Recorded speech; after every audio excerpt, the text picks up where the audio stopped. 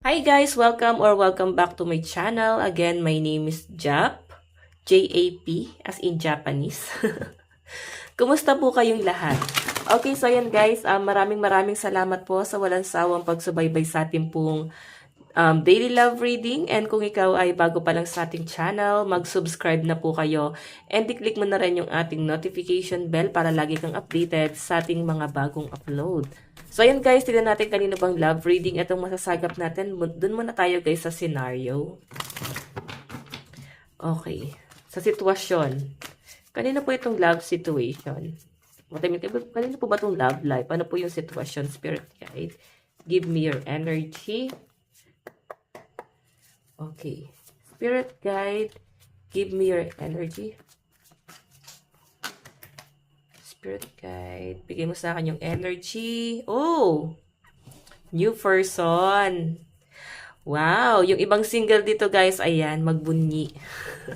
May nakakita ako dito na someone new na paparating sa inyo. Or pwede nga guys na ine-entertain mo na. Pwedeng umamin sa inyo. Ayan, may someone new na pwedeng aamin sa inyo. Or pwedeng umamin na sa inyo.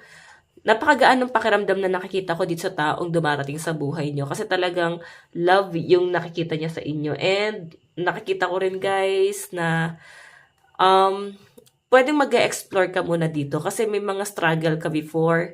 Nakikita ko sa'yo yung stress. Nakikita ko sa'yo yung mga disappointment. And parang hindi ka pa talaga ready na mag-commit pa sa relationship, no?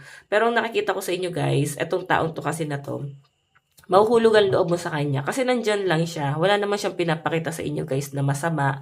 Wala naman siya guys ipapakita na parang masamang intensyon pagdating sa relationship niya sa inyo. So ikaw parang kahit hindi mo siya pinapansin, mahuhulog ka talaga sa taong to.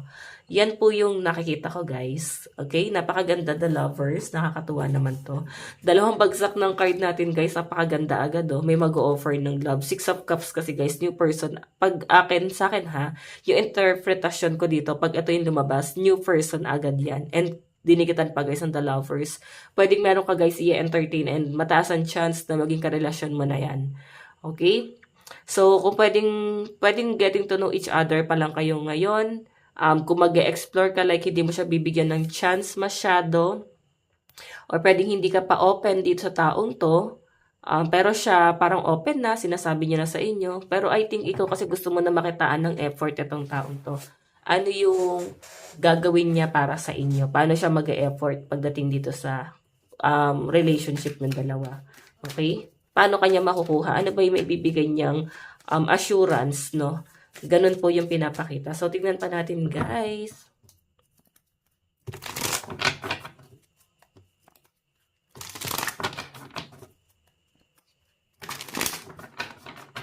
Okay. Kanina po itong love reading, spirit guide.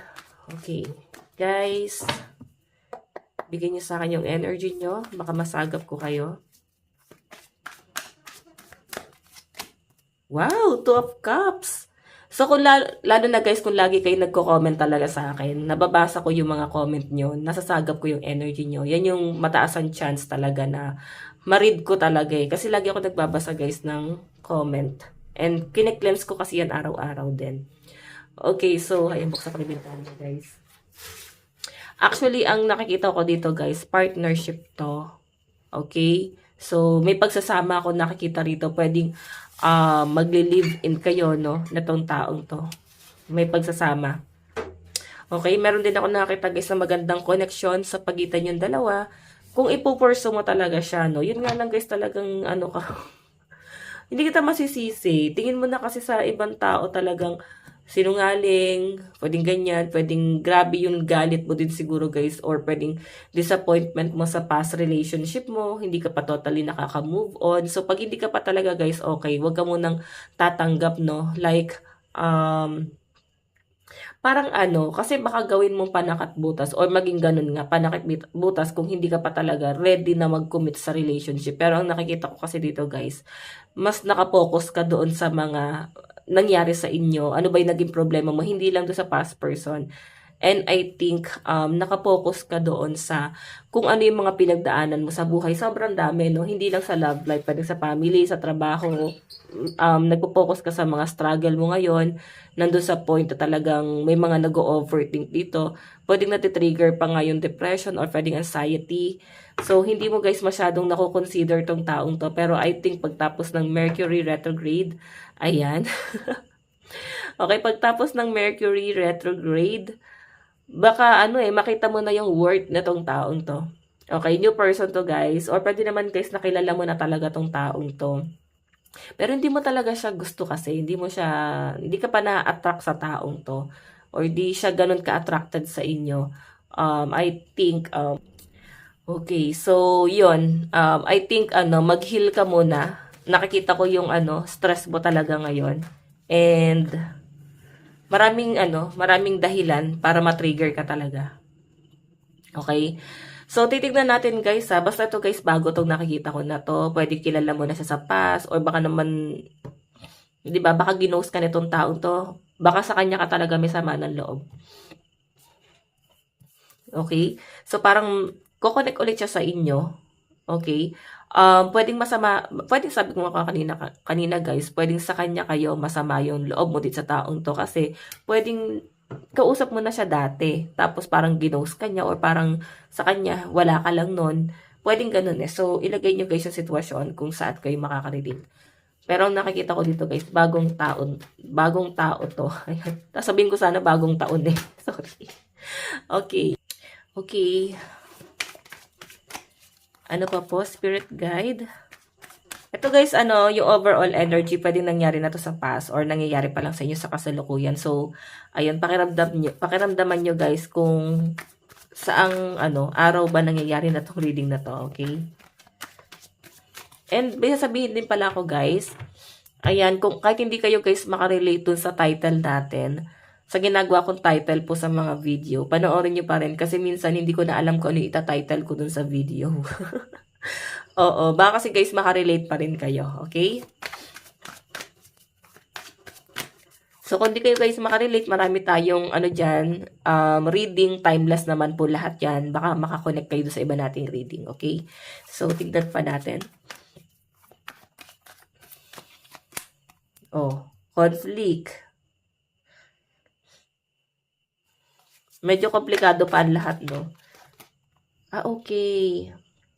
So, nakikita mo naman to guys. Nakikita mo naman siya. Pero ayaw mo siguro guys masyadong ma-attach dito sa taong to. Nakikita ko dyan, siguro kasi kaya ayaw mo ma-attach sa kanya. Kasi may conflict siya. Kumbaga, marami ka ng stress. Marami ka ng iniisip. So, ayaw mo na guys dagdagan pa yung stress na yon. Okay?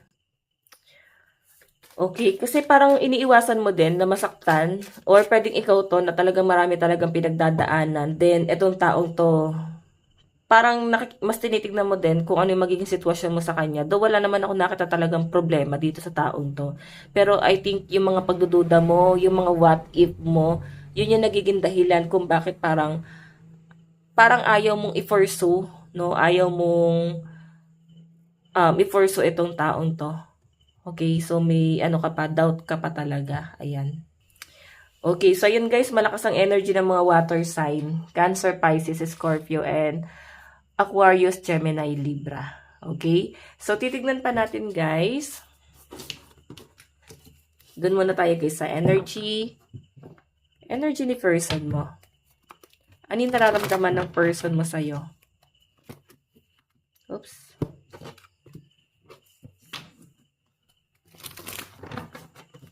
Nararamdaman ng person mo sa'yo. Alam nyo guys, yung energy na nasasagap ko sa inyo, kung mapapansin nyo parang maski ako naguguluhan, hindi ko alam ko ano sasabihin ko sa side mo. Kasi talagang, parang siguro mag-unwind ka, parang anday mong iniisip, nandun na dun yung pag-overthink mo, parang halo-halo na yung problema mo. So parang actually hindi mo nga masyadong naiisip yung love life mo.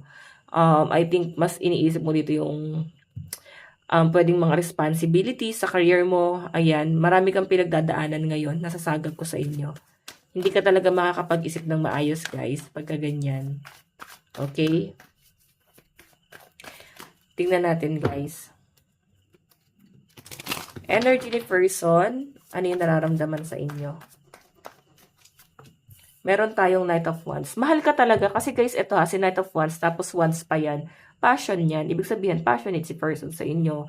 Meron talaga siyang pag-explore na na nararamdaman sa inyo na parang gusto niya guys talaga na mag-explore or willing talaga tong taong to na pwedeng makasama ka, willing talaga siya na parang i-force ka, okay?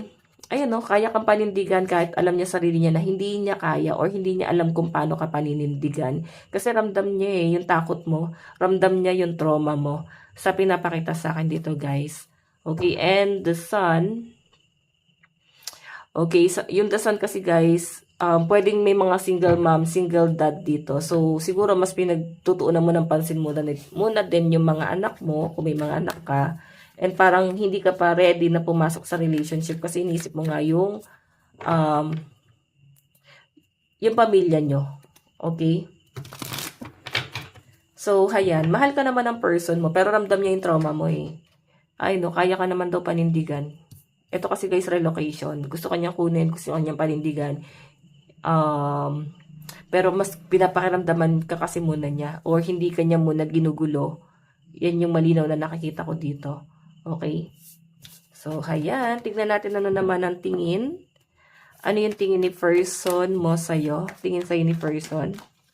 Meron tayong, Knight of Pentacles. Alam mo, feeling niya dito kahit anong i-offer niya sa inyo, hindi mo tatanggapin. Okay, ano ba to? Hindi rin ako talaga hindi rin ako guys, hindi ko rin nakakitaan na parang may gusto ka sa taong to. Meron kang ibang pinaglalaban. I think mas workaholic ka kaysa mag-focus ka sa love life. Kasi nakikita ng person mo, binabaliwala mo siya eh. Yun yung nakikita niya sa'yo, parang hindi mo siya bet. Okay, hindi mo siya gusto. Kahit anong gawin niya, kahit anong i-offer niya sa inyo. Okay, pwede rin naman kasi guys, nakilala mo talaga tong taong to. Pwede wala kayong naging label before, tas parang eto na naman siya, paparamdam na naman sa inyo, tas parang ramdam mo na parang, ganun nga lang, pag-explore, parang ay, di mo ako paninindigan, di, wag na lang. So, hindi mo siya i-entertain, parang ganyan. Okay? Nakikita niya yung galit mo sa kanya. May galit ka ba sa kanya? Kasi feeling niya na pag-asalita mo siya ng masakit or ganun ka talaga magsalita. Masyadong real talk. Okay? Hindi naman siya guys na-offend. Okay, yan lang yung tingin niya talaga sa inyo na talagang masyado kang strong, independent person. Ramdam na ramdam niya na hindi mo talaga siya guys kailangan. Sobrang strong mo. Okay, tingnan natin ano naman yung action ni person. Ano yung action ni person? Ano yung action ni person? Action po ni person.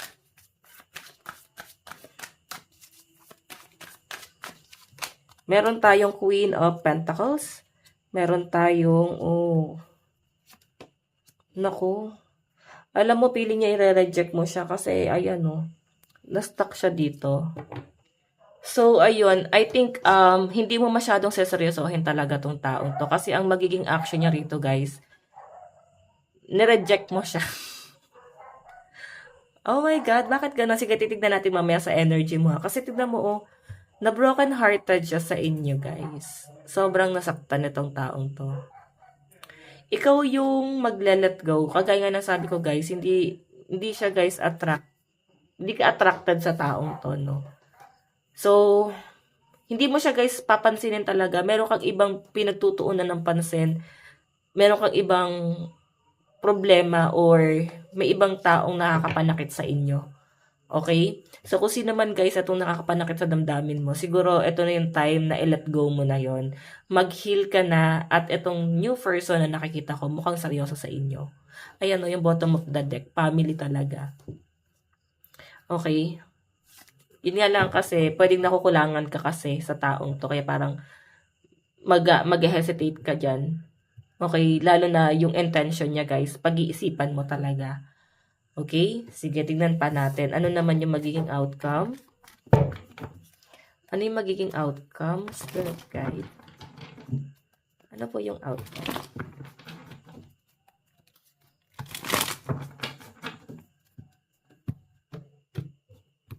Ano po yung magiging outcome, Spirit Guide?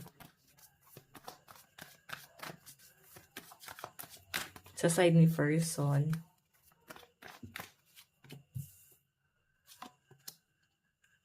Okay. So, kung makita nyo guys yung outcome, hindi ka pala susukuan itong taong to. Masasaktan lang talaga siya. Pwedeng dahil sa ipaparamdam mo sa kanya. Pero kung makita nyo guys, laban ulit eh. Parang nasaktan lang tapos laban ulit. Grabe, ang kulit nitong taong to guys. No, parang kahit saktan mo siya, babalik lang din ulit siya sa inyo. So, ikaw, titignan ko mamaya yung energy mo kung bakit ganyan yung pakitungo mo sa kanya, kung bakit cold, kasi ganun ka nakikita ng person mo, ang cold mo, parang parang wala kang nararamdaman sa kanya. Or parang wala lang talaga siya. Nakikita niya malungkot ka, pero hindi niya alam kung saan ka nalulungkot. Pwedeng, iniisip niya kasi na baka dahil sa ibang tao, pwedeng sa past person mo, or baka nasasaktan ka sa iba. Doon din siya guys nasasaktan, kasi gusto ka niya tapos nasasaktan ka ng ibang tao. So, yun yung outcome. Okay? So, ayan. Ayan yung outcome, guys. Hindi ka susukuan netong taong to. Okay? Maliwanag. Palaban eh. So, mararamdaman nyo lang, guys, na parang iiwas lang siya siguro mga ilang araw, ilang buwan. Pero siguro, magtatampo lang siguro. Ganun yung nakikita ko. Hindi lang kayo, guys, mag-uusap. Siguro papahinga siya. Okay, tignan mo natin yung zodiac sign niya. Then, proceed tayo sa energy mo kasi doon natin mas malalaman. Okay? Ayan, ano yung zodiac sign? Sa side ni person, meron tayong Cancer, Virgo, Scorpio, and Sagittarius, Aquarius. Okay, kaya pala ganun, private. Masyadong private atong taong to. Okay, meron tayong Gemini, Pisces, Taurus, Capricorn, and Libra. Ayan. Tingnan pa natin. Sa side mo naman, ano yung nararamdaman mo sa person mo?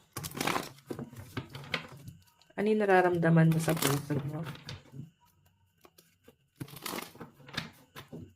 Okay, ano yung nararamdaman mo sa asawa tuloy? Sa person mo, sorry. Okay.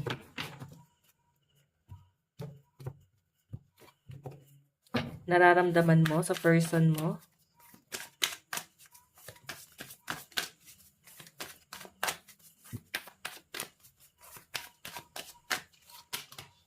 Two of Pentacles. Okay. Broken-hearted ka. So, hindi ito guys dahil nararamdaman mo to sa person mo. Feeling ko, nasasaktan ka sa iba. Hindi ka pa ready na mag-commit talaga sa relationship kasi nandun ka pa sa point na nag-heal ka pa. Ayan, may struggle ka sa finances. Actually, wala kang issue sa taong yan. Ang disappointment mo dito is kung kaya ka ba niyang tanggapin. Nakikita ko sa inyo guys na sa hermit mode ka. Ayan, may struggle ka sa finances, broken-hearted ka, iniwan ka pa ng taong pwedeng pinagkatiwalaan mo, taong minahal mo, pwede maging sandalan mo, tutulong sa inyo guys na mag-grow ka. So, nandun ka sa point na yon. So, ang nakikita ko dito guys, parang tama rin yung ginagawa mo na mag-heal ka and sobrang dinedegrade mo yung sarili mo or nadadown ka. Kasi, paano kung hindi ka niya tanggapin? Pwedeng ganyan. Lalo na kung ikaw ay single mom or single dad. Nandun ka sa point na iniisip mo rin yung kapakanan ng mga anak mo. Kung, paano kung magkamali na naman? Parang ganyan yung nakikita ko sa inyo. Takot ka na talaga na magkamali na naman. Okay? Tama yung ginagawa mo na mag-focus ka muna sa sarili mo. So, ano yung nararamdaman mo sa person mo? Natatakot ka na baka hindi ka niya tanggapin. Nasasaktan ka sa iba. Okay, then siguro, nakikita mo rin sa kanya, baka may history yung taong yan, or pwedeng sinaktan ka na niya kasi before. Yun yung isa sa mga nagiging struggle mo guys, no? Sa kanya. Pwede yun yung isa sa mga issue mo sa kanya. Hindi ka madaling naka-recover. Pwede kasi wala talaga kayong level that time. Pwede may karelasyon pala siya noon, tapos ngayon nagbabalik sa inyo na single na siya at ready na siya, no? Ready to, parang I'm single, ready to mingle, parang ganun yung atake. Okay, so tignan natin ano naman ang, ano yung tingin mo kay person? Tingin mo kay person. Okay, Queen of Cups. Naiisip mo rin naman siya, guys. Iniisip mo dito kung ano yung possible na maging future mo sa taong to. Ayan o, nag-i-imagine ka na ng mga bagay-bagay. Ganun po yung nakikita ko. And, yun nga lang. Siguro may naunang asawa yan. Ayaw mo ng gulo. Or pwedeng nakita mo kasi yung issue niya before. Ayaw mo ng kasi ang dami mo ng problema, kung problema lang. Okay, ayaw mo ng dagdagan pa yon. So, anong tingin mo sa person mo? Baka guluhin siya ng ng nauna niyang asawa, or pwedeng baka ayaw sa'yo ng pamilya niya, pwedeng ganyan. So, ang daming dahilan. Ikaw yung tipo ng tao na mas gusto mo lang ng payapa talaga, and ayaw mo ng mas stress. Okay? Sige, titignan natin ha. Kasi tinitignan mo dito yung pamilya niya, isa yun sa mga kinoconsider mo. Okay? Masyado kang mabilis ma-attach, mabilis masaktan. So, ang tingin sa'yo ng person mo, masyado ka matapang, napaka-strong ng personality mo, at pinaparamdam mo, hindi mo siya kailangan. Pero nung binabasa ko yung energy mo, mahina ka. Actually, iyakin ka nga eh. Yun ang nakikita ko sa inyo. Hindi mo kayang bitbitin yung problema mo.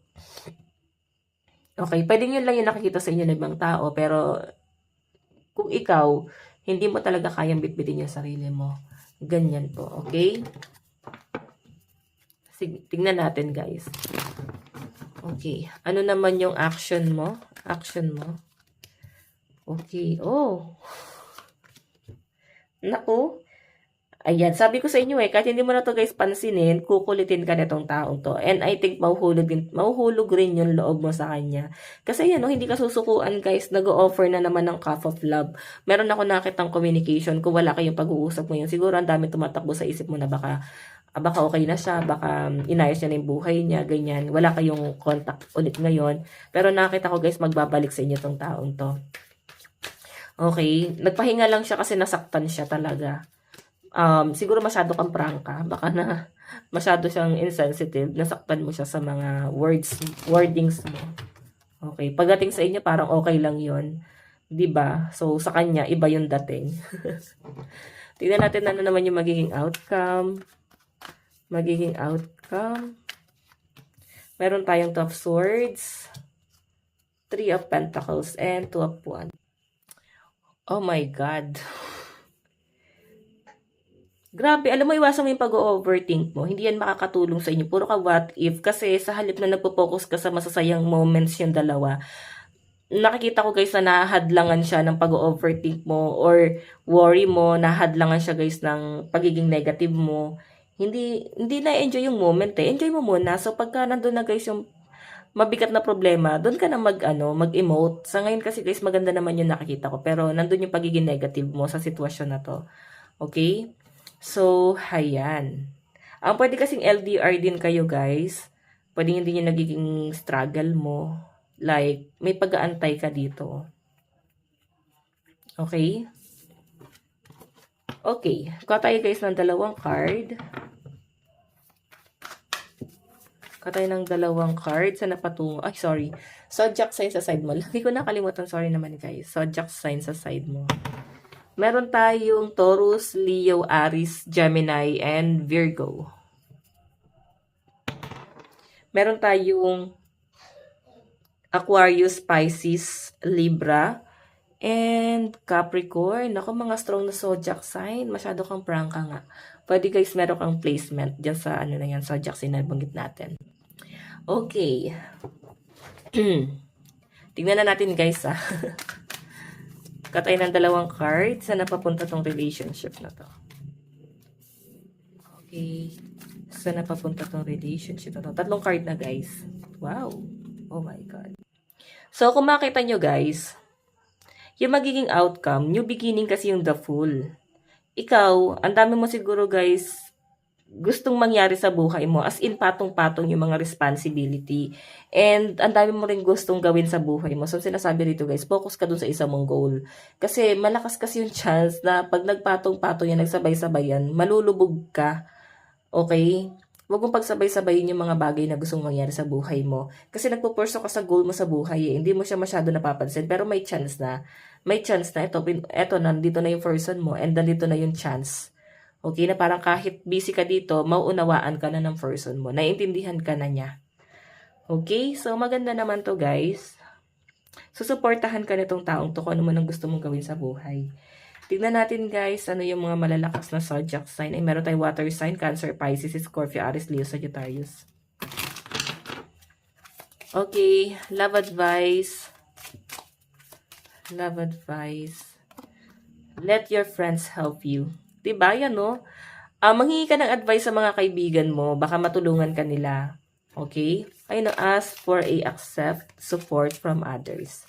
Lalo na dito sa love life mo. Okay?